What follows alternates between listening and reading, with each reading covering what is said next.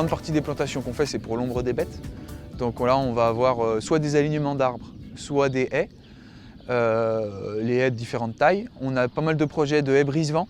Donc là, on est sur des haies. Ce qui est vraiment important sur les brise-vent, c'est qu'il y ait vraiment les différents étages, depuis l'arbuste jusqu'à l'arbre, en passant par la CP. On a quelques réflexions sur des haies fourragères, où là, on est plutôt sur des haies basses, avec des techniques de gestion particulières. On a des parcelles, des bords de cours d'eau. Là, c'est des super zones pour produire du bois. Donc des haies plutôt orientées vers la production de biomasse.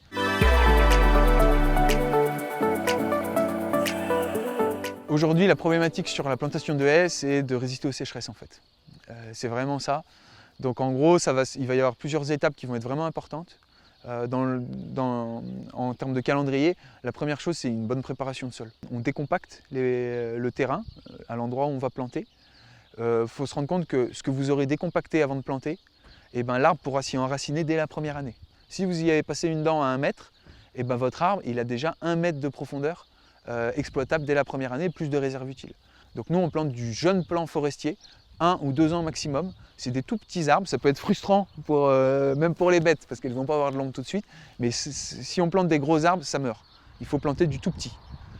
Troisième chose, il faut réfléchir à la génétique des arbres. Donc aujourd'hui en Haute-Saône, on ne va pas planter encore de l'olivier malgré le réchauffement climatique. Par contre, les chênes qu'on va planter, on va aller chercher des graines de zones un peu plus méridionales. Donc on garde la même essence, mais on va chercher de la génétique un peu plus adaptée aux sécheresses. Le paillage, premier échec de plantation. Il faut qu'il y ait 0 graminées au pied du jeune arbre les 3 premières années. L'herbe, c'est le pire ennemi d'un jeune arbre. Il faut que le paillage il soit nickel. Si le paillage ne marche pas, vos arbres ne survivront pas. Moi, dans mes recommandations techniques, c'est arrosage systématique la première année. Voilà. Et ça, c'est pas le cas avant. Mais en première année, nous, les recommandations, c'est 40 litres d'eau par mois par arbre. S'il pleut 30 mm, vous mettez que 10 litres. Mais il faut faire en sorte qu'à la fin du mois, votre arbre ait eu 40 litres d'eau. Il ne faut pas essayer de sauver nos arbres les premières années, il faut qu'ils poussent, quoi. Si on essaie juste de les sauver, eh ben notre aile va être faible toute sa vie, quoi. Donc la première année en arrosage et les 3 premières années en paillage, elles sont déterminantes à la réussite de la plantation.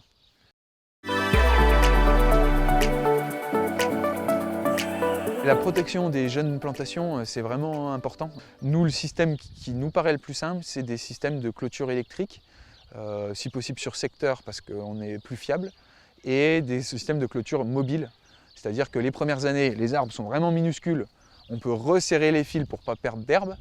Les années suivantes, les arbres sont petits, ils ont des branches basses que les animaux pourraient choper. Donc là, on écarte les fils.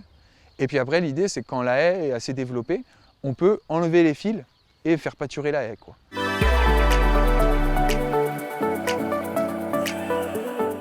Quand on plante des arbres dans des parcelles agricoles et pas en bois, les arbres ils sont soumis au vent, soumis à une pleine lumière. C'est des conditions relativement difficiles pour les arbres.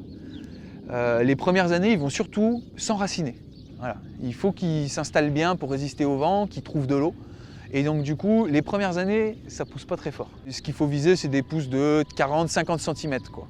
Après, une fois que l'arbre est installé, et il s'installe plus en profondeur qu'en forêt, et ben là, de 5 à 10 ans, on a une haie qui va faire 1 mètre de pouce par an. Et à 10 ans, on a une taille adulte, quoi.